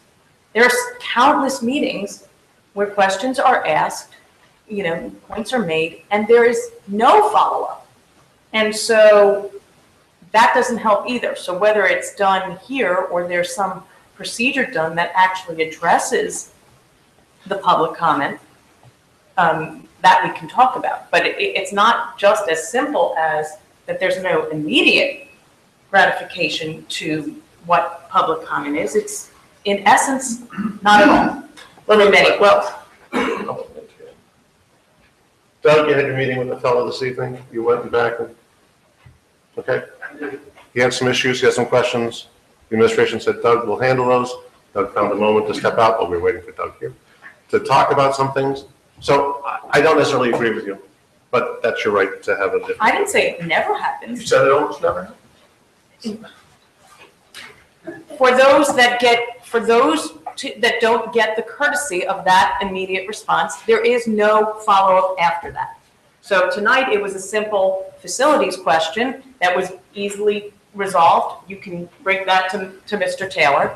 But for countless questions that get asked or comments that where there's an expectation that there could be some follow-up, that doesn't happen. I have seen many times Dr. Frazier and his predecessor say, talk to so-and-so, I'll call you back. I've seen it happen. So Okay, your memory is different than mine. Well, and I guess we're talking to different constituents or something, because I'm just fielding, certainly lately, a significant amount of comments from members of the public who do not feel that that's the case. So it's great for the people that do, but we should be addressing the ones that feel more disenfranchised from that process. And I think that's what Mr. Biles was addressing. Well, I appreciate that, but I do disagree with you. I think that the dialogue should happen here. This is the public meeting. This is where it should happen. Of course, there's going to be times when you need to gather additional information or have someone from the administration happen. But I would be cautious of the idea that we say, well, our process now is going to be, we're going to collect the information, we're going to get back to that person offline, because this is the public meeting, this is when it should happen. That's my fair. feeling. Sometimes in some cases, that would be easier. I mean, it's not difficult, but there are some issues that may require additional analysis of something or consulting with people. But, certainly there are times that a comment can be made where it could be addressed more in the immediate, and anything that can be done in the public, I agree, should be.